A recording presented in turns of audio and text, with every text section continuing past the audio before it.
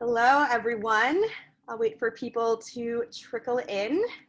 Welcome up to everybody. So we are back with the amazing Michelle from ML Interiors Group and Design for the Creative Mind. If you guys were here yesterday, you probably saw her amazing talk. And now she is back again to discuss marketing for interior designers and why it's not all about you, which is kind of crazy, but we are going to learn a lot more from this. So whenever you are ready, Michelle, we are ready for you.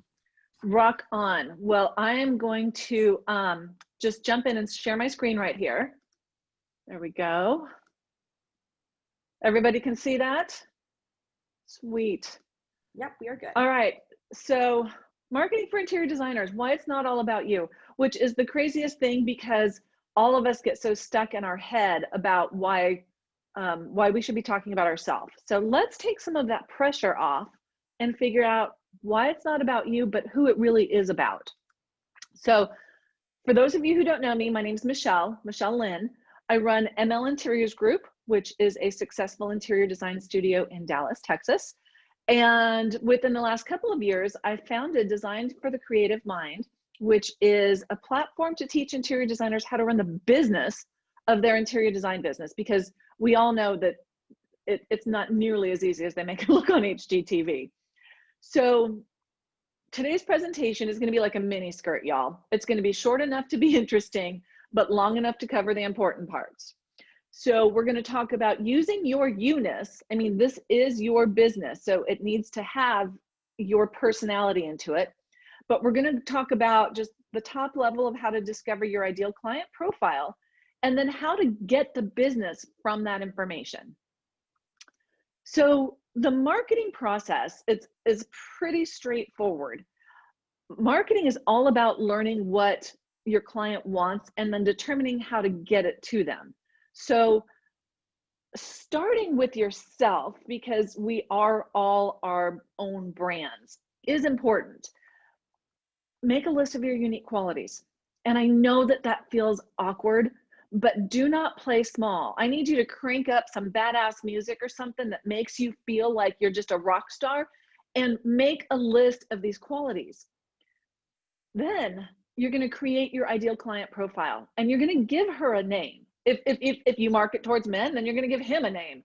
And then you're going to tell your ideal client profile, your ICP, what they want to hear and how you benefit them.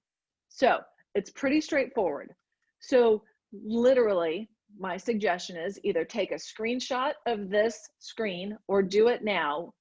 But like I said, crank up some music and list out your qualities, and then narrow it down to 3 things that make you different than the designer down the street. Now, I do want to say, don't overthink this. It's going to feel weird. It's going to feel awkward. Most of us don't like bragging about ourselves, but you have to know what your strongest suits are in order to express them to others.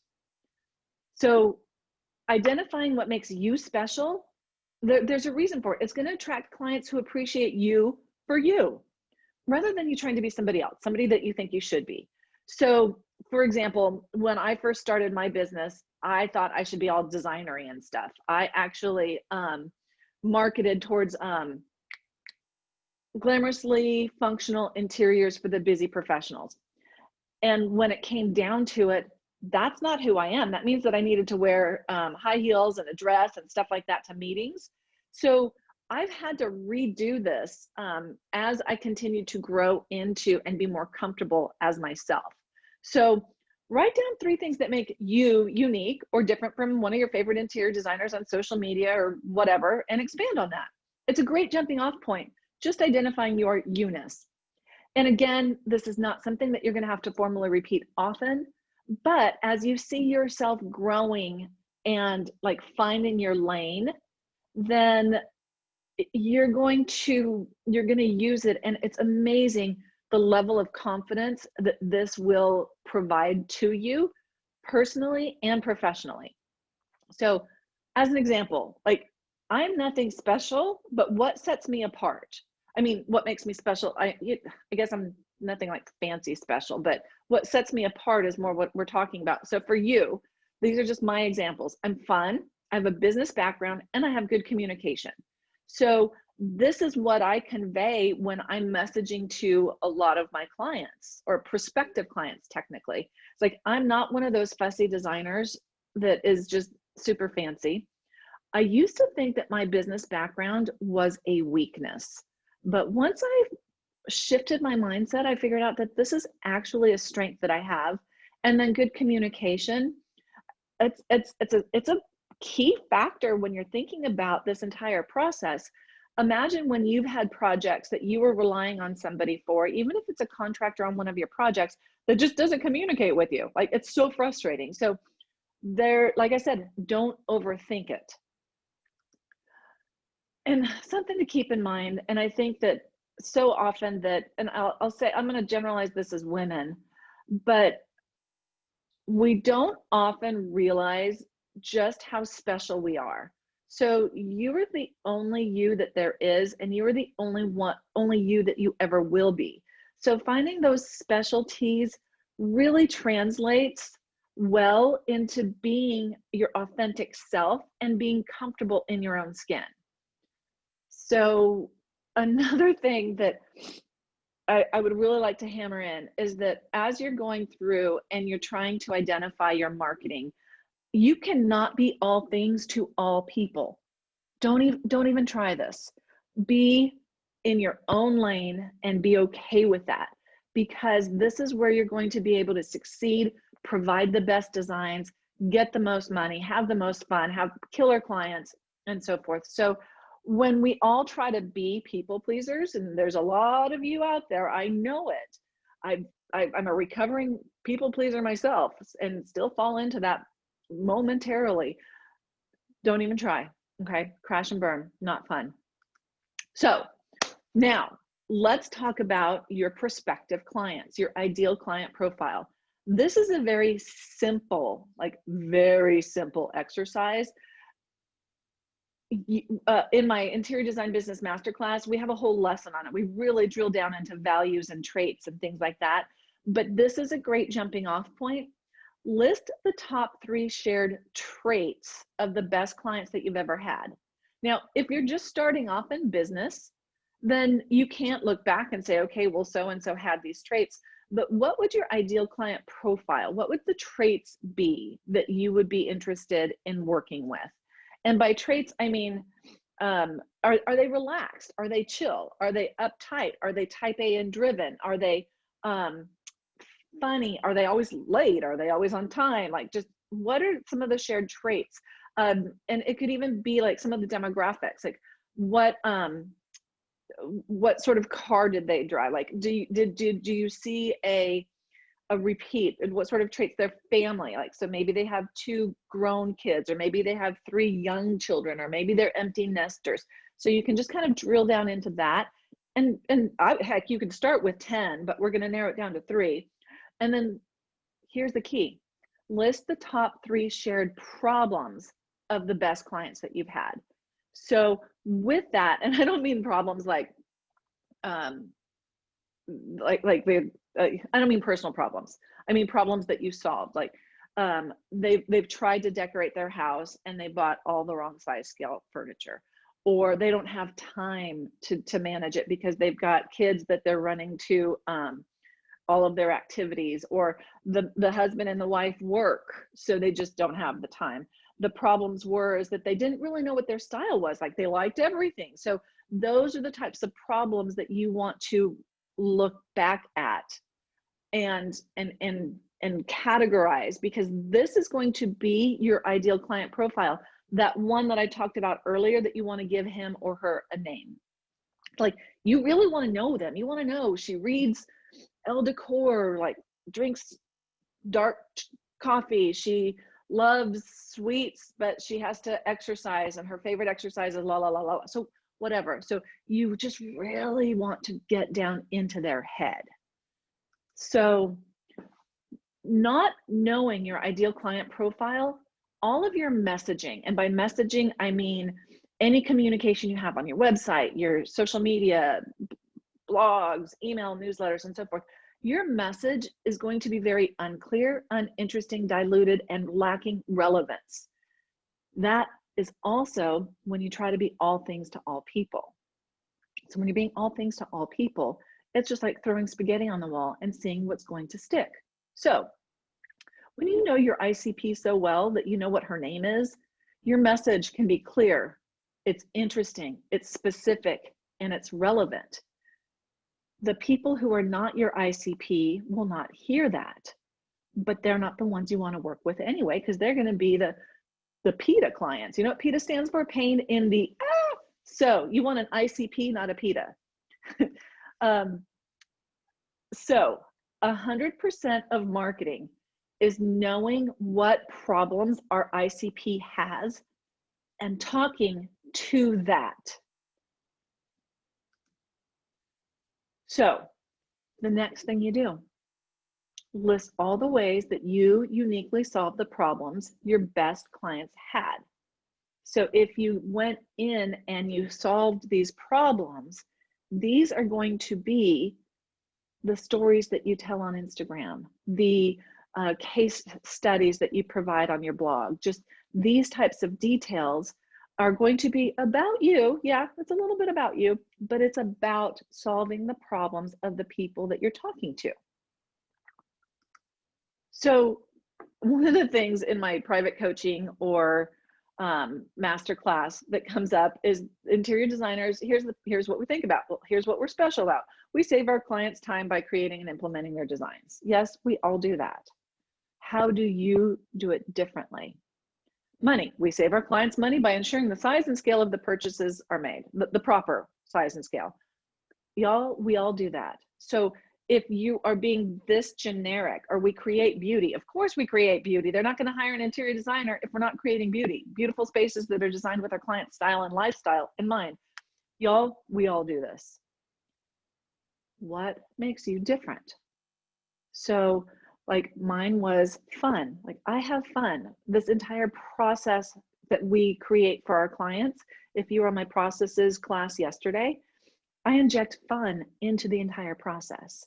My business background, I can manage a budget because I have a business background. I can create timelines because of this. So you will have other ways, like how's money applicable for you? Well, you've developed amazing vendor relationships. You've been doing this for so long. So find out what works best for you in that respect. And that's what you want to do when you're speaking about some of these generalities. Good marketing. So good marketing, if y'all can imagine sometimes that you have just been solicited, like, I don't know about you, but I am always getting phone calls like, hey, you need to change your electric source or your phone source or whatever. Like all of these marketing, they're not making me want to work with them. So good marketing, literally it's a push or a pull, and you want to pull prospective clients to you. So nobody wants to be sold or pushed into a purchase.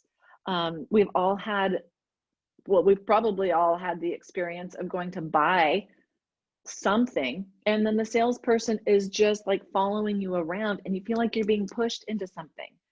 Or you get these really like loud Instagram posts that are like, you need to do this, you need to do that, or you get these DMs. I get a bunch of DMs in my box, in my messages, and they're like, just whatever. So I'm going down a bunny trail. The point is, good marketing pulls the prospective clients to you. So clients want to know, what's in it for me? Think about it. We all want to know what's in it for me when we are looking to make a purchase or to get a service. So you are wanting to tell them in a variety of different ways, how will I benefit? One of the best compliments that we got from a client not so long ago, and it was the husband. So it's funny, the wife is usually the one that's leading this project, and then the husband comes in and he's like, what's in it for me? And so when we were finished, what he said is, Michelle, every day when I walk in my house, I literally exhale and just go, ah, because his day is hectic outside of the home. When he gets home, even if it's busy, it still feels calm. So you can mark it to the feeling there. How is my life going to be better? You wake up and you go to sleep in a beautiful space. You are going to be a better version of yourself. Why should I hire you? Because we're smart, stylish, and fun. So because we're fun, I have a business background, and what was the other one? Good communication. Ironic, right? So they want to know why they should hire you. One of the key things that people hire us for is because business processes. So that was yesterday's version, but making sure that you're communicating what your business processes are. If you don't have some, create them. So they want to know what's in it for me, and that's what you want to be telling in your messages. This is what's in it for you, but you're going to know what their problems are because you've already identified who they are and what their problems are and how you can most specifically solve them. So using your authentic voice, and I really want to push that authentic voice. Ironically, my Instagram post today is talking about, it might be a little bit uncomfortable, but do it anyway. So using your authentic voice, talking to the problems that your ICP has, what they're going to hear is how you personally relate to their specific problems and they relate to that. So you're going to solve them. It's not just about aesthetics. If we get stuck in just making spaces pretty, then it's hard to make any money off of it, and you lose the value that goes into transforming people's lives. But our ICP wants to know that they're not alone. Like, you get them. Like, you are their people. They are your people. You understand them. Isn't that who you want to work with anyway? Whether you're hiring a team or whether the client is hiring you, you want to work with people that get you and you get them. I mean, I have a quirky sense of humor. So finding people who understand that and accept it and appreciate it is such a beautiful way to work. So this is why it's not all about you. It's about your client and what they're going to hear, or your prospective client. And then soon after that, your client. So remember, this is the same exact slide as we had earlier.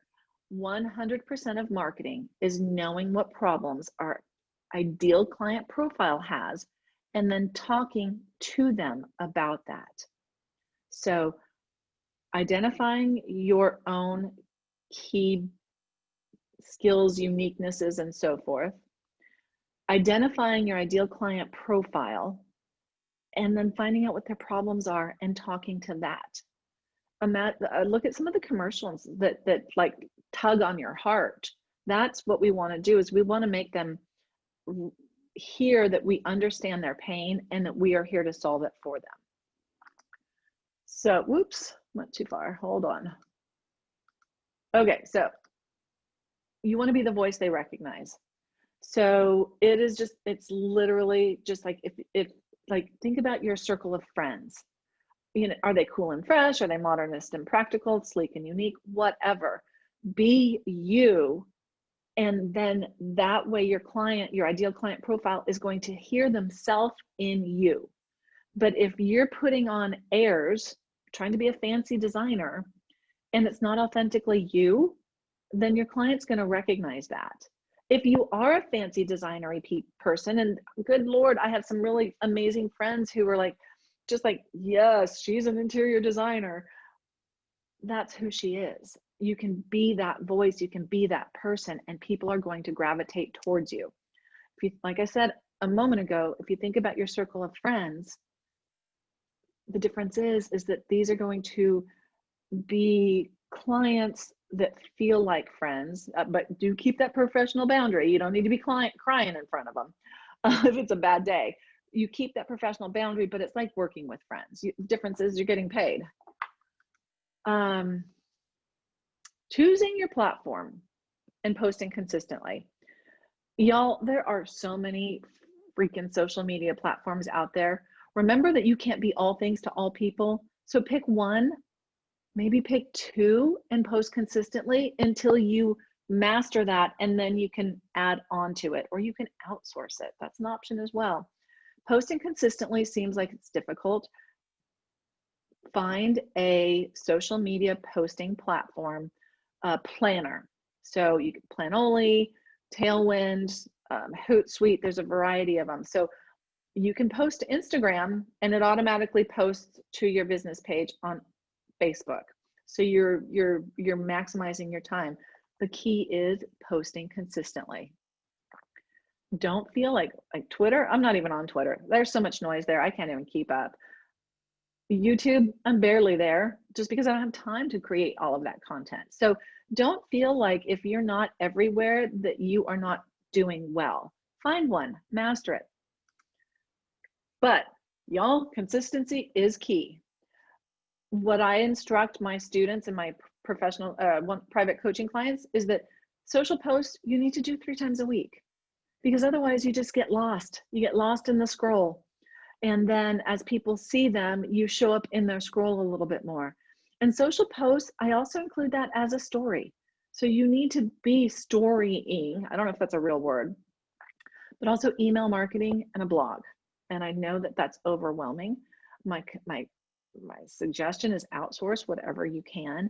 Your blog can be your email marketing. And gratuitous plug, I also have newsletters for sale on my website. Really inexpensive.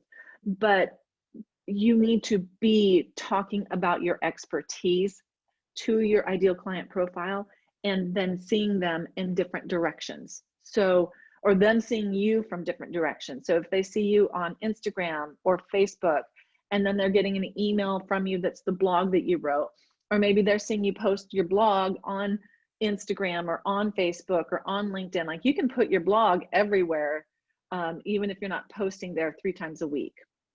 How many times should you blog? Once a month.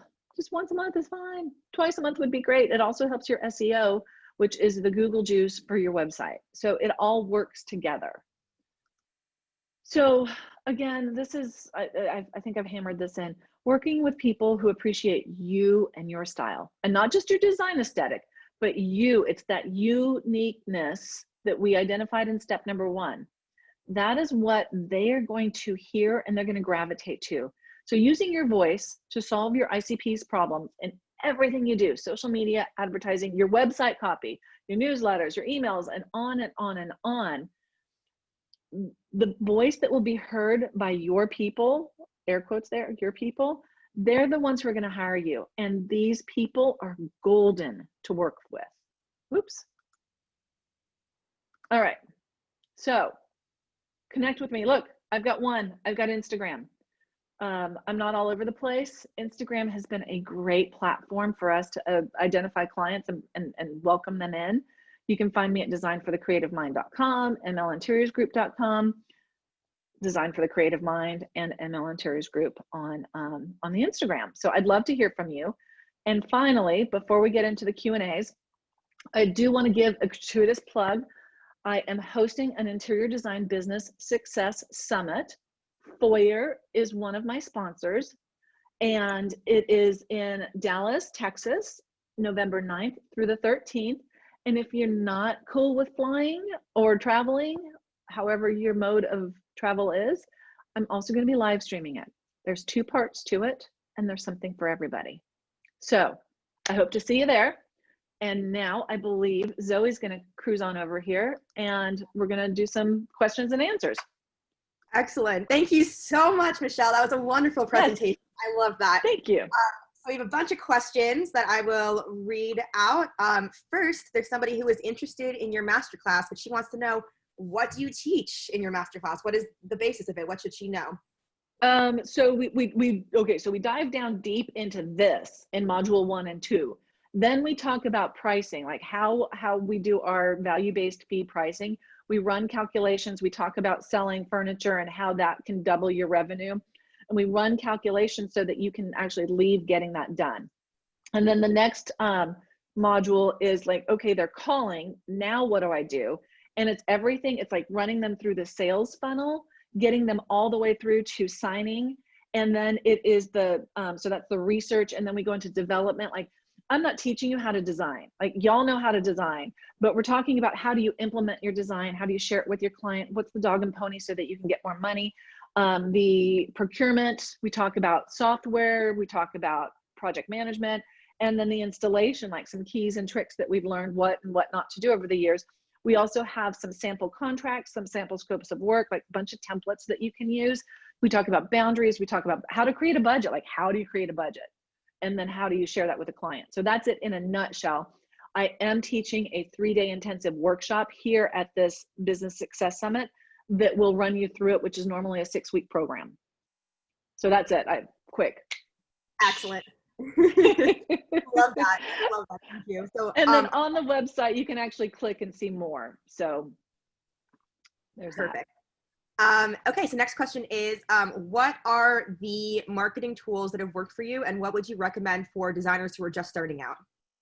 I'll tell you, use your social media platforms. They're free, but those social media platforms, they change their darned algorithms on a regular basis, and they can get hacked and they can disappear. So you cannot rely on that. Your best method is going to be to create some free material. We call them freemiums that are downloadable, where you capture people's email address. Those are contacts that you own. Like, unless you just lose your entire email system, like those belong to you. My entire following could be erased tomorrow from my platforms. So if you build your email list and you market to them, think about it. Those are warmer leads than the people who are just scrolling through looking for pretty pictures. The people who actually have downloaded something from you, you've captured their email, they're a lot warmer than the Insta family on that platform. That is so awesome. And so, yeah, and so some of the tools you can use is like MailChimp or ActiveCampaign or Constant Contact or whatever. You just drop them in there, and a lot of them have, like, this is a free platform up until like 2,500 contacts. So rock on, use the free stuff. That's perfect. Thank you. Yay. So yeah, you're welcome. I get so excited about that. No, that's perfect. I love the free stuff too. That's ideal. Our next question is for somebody who's just starting out as an interior designer, and they said they know that they can like note down the traits of their previous clients to kind of help decide their audience. But if they're just starting out and they're kind of just like a startup, then how do you recommend kind of defining the audience? Y'all, if nothing else, you can dream. Like, dream, create that person in your mind and market to them, and you're going to attract them.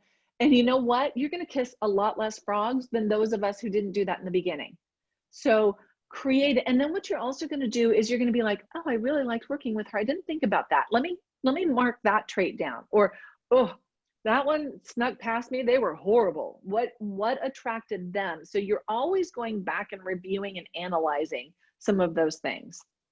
And golly, I know I sound like a commercial, but I have this review and planning guide. It's on my interior design for the Creative Mind website. It's a freebie. So here, I'm trying to get you on my email list.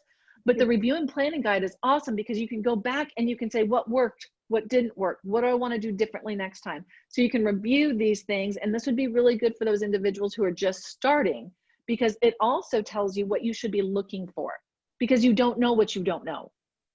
And I've kissed a lot of frogs and have finally figured out how to avoid them. That's perfect. Thank you. So our next question is, any tips for starting out a blog? And then this is a two-parter. Second, what parts of your business do you outsource versus what do you do yourself? Oh, great question. So I have done a variety of outsourcing, insourcing, like taking things back, giving things away. It just kind of depends on my workload. Outsource your accounting immediately, like immediately. Do not do your accounting, and then find somebody who does it for interior design, because I got a sales tax audit a few years ago because I was just using a regular bookkeeper on QuickBooks. So outsource bookkeeping for sure. Also get a good project management software. So I do not get any kickbacks, but I can tell you I use Design Docs for my project management software. It also integrates all of the accounting too. So you get every single component of all of those details that you're doing, and it drops it in and it categorizes it properly, and then you can present it to your client. But then it also has the accounting. and I outsource my accounting to the Dove agency. Love them. I don't get any freebies from them, but I highly recommend them. What else do I outsource? I have outsourced my blogging on occasion. And then I have outsourced my social media once in a while. So it's just when I just can't manage, like, because there's too many projects going on, those are the things that I hand off. There's also Brittany with my design assistant. You can outsource your renderings and your floor plans and stuff like that. So if you're not, well, don't outsource the Foyr stuff, but like if you need elevations where you can do construction documents, she can do that. So Foyr's the actual output is 10 times prettier than anything that I've ever seen. So I'm not sure if Foyr is going to be offering an outsource option for some of that in the future, but that would be something to consider. But you can outsource your construction documents and so forth and stuff like that. So, and I've done that when I was just too busy. Like I'll give her the floor plan and say, I need you to draw this out. And then I can drop in my furniture and things like that. But that's yeah, accounting for sure. Yes, yeah, the accounting's tough. And shameless plug for another talk coming up later today is we have a talk with an accounting expert who's going to talk about how to take the fear out of taxes. So stay tuned. Oh, yeah. And yeah, financials. Scary, yes. So our next question is about blogging. And they said, how do you find sources for blogging? Writing takes so long. Writing does take so long. So don't go, okay, so you're a designer first and a blogger second. So just remember that perfection is perception and your blog does not have to be perfect. Your goal is going to be, what questions are you asked most? And then you write about that. So for us, one of the most popular posts we've had in the last year or so is, how do you coordinate your lighting throughout the house? Well, here you go. And then you can show them some examples. So your goal for blogging is to, one, set yourself up as the expert, but you're also solving problems for people. Now, I will say something to keep in mind is that the people who are going to hire you for your design genius are not the DIYers. So you don't have to write a DIY blog. Does that make sense? Because basically what you're doing is you're confusing your ideal client profile by being a DIY writer. So you just want to give them enough also so that they're going to trust you, or they're going to forward it to a friend of theirs who actually is a DIYer and wants a little bit more information. Some ways that you can find topics is going to be like, what are you doing right now? Like how, like I've got a whole bunch of fabric on the other side of my computer here. Like, how do you choose fabrics? Here you go. Here's some ideas to just some basics. And a lot of it you're going to think is very remedial because you know it inherently, like you're good at this, you're a designer. Just express it. And some other options would be, you can search like house, or you can search Google, like, and then see what sort of topics come up. You can also post on your Instagram, post it, like maybe 3 people reply, but hey, I need to create some blogs. What do you guys want to hear about? And then you create an editorial calendar and you can just plan it out. So you don't have to think about it either. And then as you come across content, you can also drop it into the folder, knowing that 2 months from now, you need to be writing about window treatments. So I hope that helps. Yes, that's perfect. Yay. So we have time for 2 more questions, I think. So all right. The first one is, if as beginners, we don't have much original content from projects, then what should we use as marketing material to attract clients to post on? I love that. That is such a great question. So a couple things. One is that you go over to your friend's house and you take pictures of their homes, but vignettes are amazing. Like you can use your portrait mode on the iPhone, and especially like the later, like the more recent versions. Holy cow, you can take beautiful photos that way. And just do some vignettes. I do not recommend stock photos at all, because that, even if you could do that, it's not your work. You can go over to your friend's house and take some vignettes of those. There are some easy stock photos that you can mix into your interiors that are just, you know, some flowers with a cup of coffee or something, so it keeps your feed pretty. And then don't forget pictures of yourself. Don't forget pictures of yourself. People want to know who they're working with. You are your own brand and you need to be able to represent that.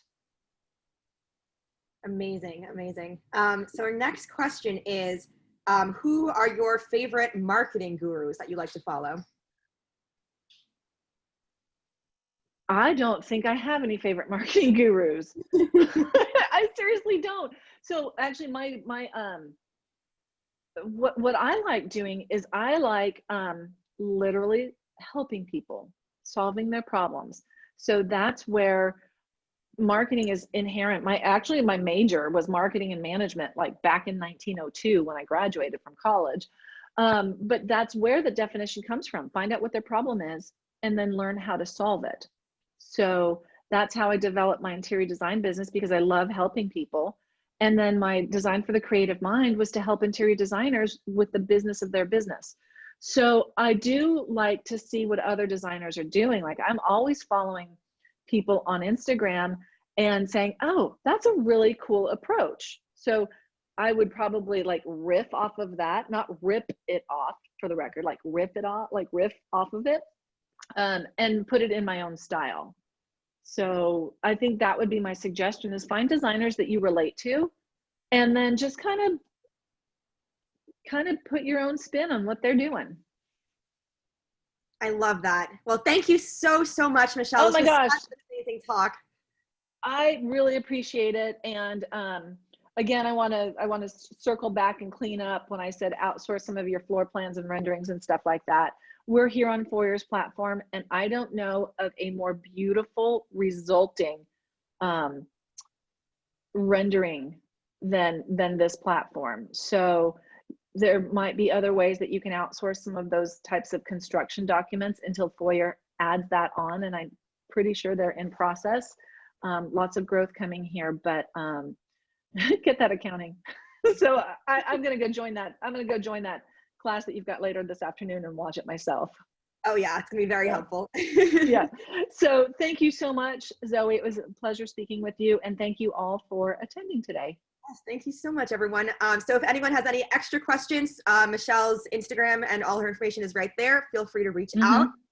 And we have another session happening in about 5 minutes, which is a panel discussion, which is gonna be very interesting. And the link for that is in the chat. So we will see you all at the next session. Yay. Thank you so much. Have a good day. You too.